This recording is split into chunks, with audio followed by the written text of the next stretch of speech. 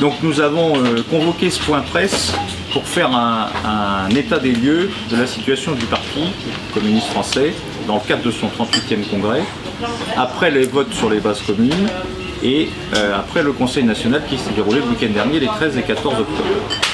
Donc je vais prononcer, en tant que représentant du texte alternatif Reconstruire le parti de classe, priorité au rassemblement dans les luttes, une petite synthèse de notre situation, et ensuite des camarades de plusieurs sections, parties prenantes de notre démarche.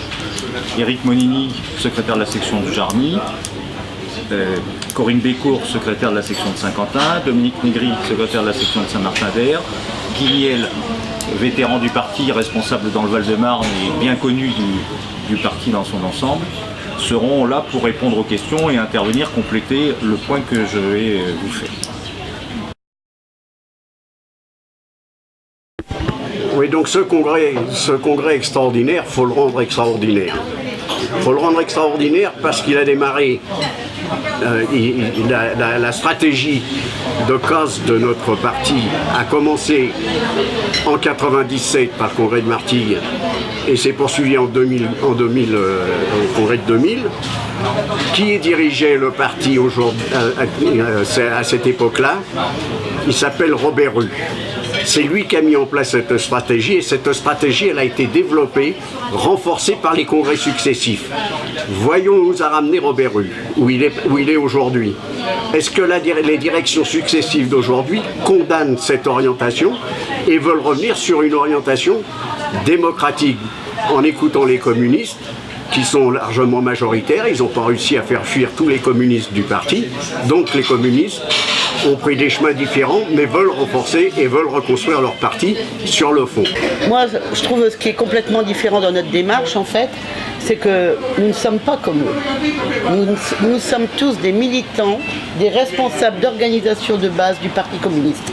Pas des apparatchiks, pas des fils d'eux, pas des élus, pas tous des militants d'organisation de base du parti. Et c'est ça qui fait toute l'originalité de notre démarche et tout l'apport. Quand on voit la bataille, comme Manu l'appelle, de Palais, la bataille de Palais, les deux noms circulent, Roussel et Pierre Laurent, c'est les mêmes qui ont accompagné la politique de casse de notre parti ces dernières décennies. C'est tous les deux pareil, kiff kiff bourricot. Donc je ne vois pas en quoi changer des têtes, ça changera le fond du problème. Ce qu'il faut changer, c'est notre politique et nos orientations politiques. Donc le vote interne a confirmé la situation d'impasse et de crise dans laquelle se retrouve à la fois notre congrès et le parti. Aucune perspective ne ressort, en rupture avec la stratégie qui a conduit à l'effacement quasi total de notre parti, révélé par le désastre électoral de 2017. 613 000 voix. Le plus mauvais résultat de l'histoire. C'est pourtant cela qui justifiait la convocation d'un congrès extraordinaire, mais ce qui se confirme à chaque étape, c'est que tout est fait pour que ce congrès ne le soit pas. À défaut, on assiste à une nouvelle dérive. L'affichage, y compris dans les médias dominants, des ambitions et des rivalités personnelles entre dirigeants. Ce qui est commun dans les courants du PS ou à EELV est consternant pour un parti communiste. Et c'est le résultat logique de la volonté commune des groupes dirigeants sortants, même s'ils sont en concurrence entre eux, d'esquiver les débats de fond et toute remise en cause de la ligne politique qu'ils ont appliquée ensemble. Des membres du CN s'émeuvent aujourd'hui que la majorité des communistes n'auraient pas lu les textes. Ils semblent oublier que ces textes n'ont pas été envoyés aux adhérents, ce que nous avons été les seuls à dénoncer. Nous passons, après le vote, sur les multiples irrégularités dans l'organisation de la consultation, mais un point quand même doit être rappelé, c'est qu'on a changé le titre de notre texte du bulletin de vote à notre insu. Faute de débat de fond, les communistes ont donc eu le droit, ces dernières semaines, à une campagne électoraliste autour de personnalités, une campagne digne de la démocratie bourgeoise que nous condamnons, jusqu'à des appels lamentables au vote utile. Ce congrès, donc non extraordinaire, a la particularité de voir s'affronter deux groupes issus de la direction exécutive sortante. Nous y voyons à la fois la conséquence de la crise du parti et un moyen de maintenir la même ligne d'abandon de sa raison d'être. Nous avons analysé les deux textes en concurrence. Je vous renvoie vers un article qui est sur notre site. C'est confirmé au CN du week-end dernier la compatibilité totale entre les deux textes dans les échanges qu'ils ont eus, notamment dans les propos d'André Chassaigne ou des économistes du parti. Les positions économiques sont les mêmes, donc ce sont celles de la section éco qui prétend tout moduler, tout réorienter, les critères de gestion capitaliste, les aides au patronat, le CICE, les exonérations de cotisations sociales patronales, la politique de quantitative easing de la BCE. Les deux textes reprennent aussi l'abandon de la notion de rupture révolutionnaire, remplacée depuis Robert Hue par une nébuleuse visée communiste. Désormais que l'on est passé à une autre étape, ils émettent tous les deux une autocritique sur Mélenchon tout en réaffirmant la priorité aux alliances avec des partis de gauche réformistes aux institutions. Donc le texte Chassaigne l'a emporté sur le texte Laurent lors du vote des 4, 5 et 6 octobre. Pour les raisons que l'on vient de dire, nous n'y voyons absolument pas un séisme comme une partie des médias et les anticommunistes font des gorges chaudes de ces rivalités de personnes dans le parti. D'autre part, l'écart est très faible, 42% contre 38%, et correspond seulement à la différence de voix dans une seule fédération, celle du Pas-de-Calais. Cet équilibre fait craindre le pire. C'est que dans les quelques semaines qui viennent, nous restions dans l'exacerbation mortifère des luttes de personnes. Nous avons conscience de dresser là un tableau très noir de la situation du PCF. Il ne résume pas toute notre réflexion. Notre lucidité inclut une part d'optimisme révolutionnaire et nous avons désormais une longue expérience de la stratégie d'abandon et du déclin du parti. Le vote a aussi fait apparaître une progression de notre démarche. Notre texte obtient 500 voix de plus, 2507 au lieu de 2001 qu'en 2016, et arrive en tête dans 3 fédérations, la Haute-Saône, l'Aisne et le Tarn. Ce progrès s'apprécie d'autant plus que nous sommes les seuls à ne pas avoir de moyens institutionnels nationaux et que la campagne du vote utile était notamment dirigée contre nous. Notre démarche de reconstruction va au-delà, c'est sensible, de la simple dénonciation et est comprise comme telle. Nous voyons aussi en positif que plus de 30 000 communistes ont participé au vote, même si, ici ou là, la participation a été dopée un peu artificiellement par l'affrontement entre dirigeants. Il y a 4 000 cotisants de moins qu'en 2016, c'est préoccupant. Mais le PCF existe toujours avec de nombreux camarades attentifs, attachés à son maintien et à son développement. Pourquoi je participe depuis des années à œuvrer à partir de nos bases, à reconstruire le Parti communiste sur des bases de classe? Bien, je crois qu'il y a un constat simple à faire, c'est que la lutte de classe existe, elle est particulièrement violente, que pour pouvoir la mener efficacement, l'ensemble des travailleurs et des salariés ont besoin d'un Parti communiste sur des bases de classe. Et qu'aujourd'hui, notre Parti communiste ne répond pas à cette nécessité absolue d'organiser efficacement la lutte des classes avec des mots d'ordre qui leur permettra d'avancer dans les luttes qui doivent être construites. Par contre, on peut prendre l'exemple de la SNCF et des propositions que faisait le parti, toujours avec cette optique de rassemblement à vocation majoritaire dans les institutions.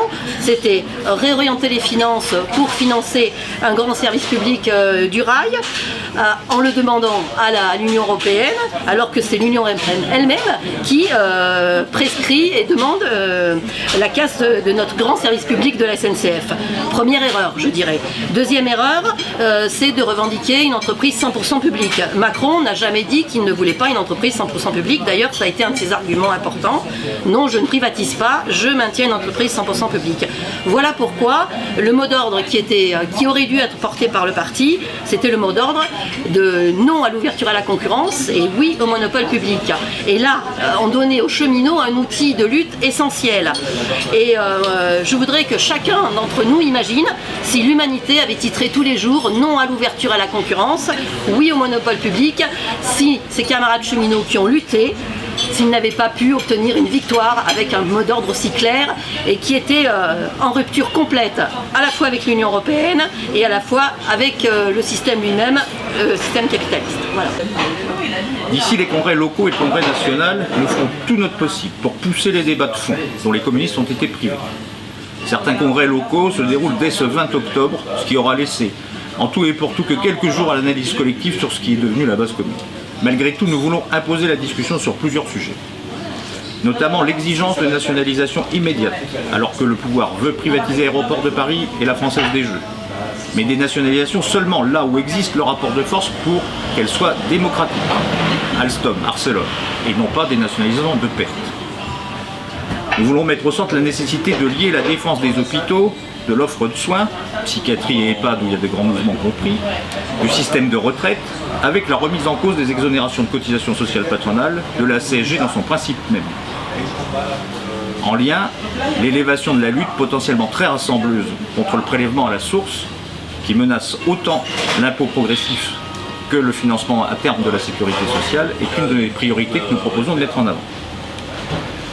Nous mettons aussi au centre le refus de laisser la question de l'immigration devenir l'instrument de tous les côtés destiné à faire diversion, à diviser la classe ouvrière. La dénonciation des politiques capitalistes de trafic de main-d'œuvre, de guerre et d'exploitation ne peut pas se confondre avec le rejet de ses premières victimes. Construire les solidarités de classe en France, entre travailleurs de toutes origines, et les solidarités internationalistes contre l'impérialisme doivent être les seuls repères pour les communistes, au-delà de notre engagement humaniste spontané. Je vais prendre l'exemple simple de l'Union européenne.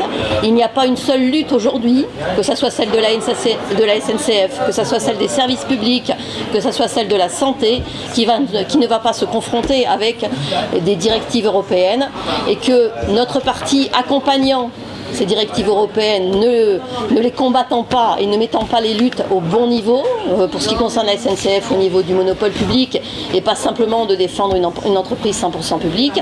Je crois que c'est pour ça que notre texte est une richesse absolue, et c'est le seul qui porte cette rupture avec l'Union européenne. Les trois autres l'accompagnent, les trois autres proposent des aménagements, des réorientations de la BCE, toute chose qui est complètement illusoire. La rupture nécessaire avec l'UE du capital est incompatible avec l'acceptation du primat sur les acquis sociaux et démocratiques nationaux de ces institutions, Parlement européen compris.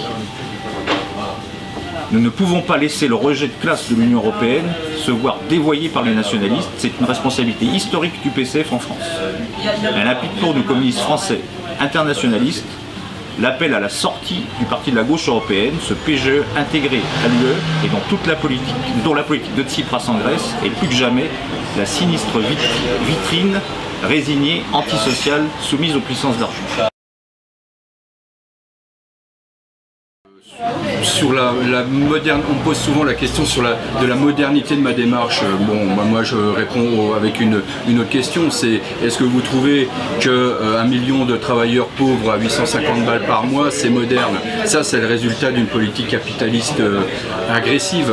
Et ce qui me fait enchaîner sur le dépassement du capitalisme qui est en vogue actuellement dans notre parti. Simplement, moi je dirais aussi par une autre image, c'est que quand je suis sur une autoroute payante et très chère parce que privatisée, quand je double une voiture, je la dépasse, elle existe toujours. Donc aujourd'hui, moi je pense qu'aujourd'hui la question du dépassement du capitalisme est obsolète, et la vraie question moderne et la vraie réponse est de renverser le capitalisme par une société socialiste.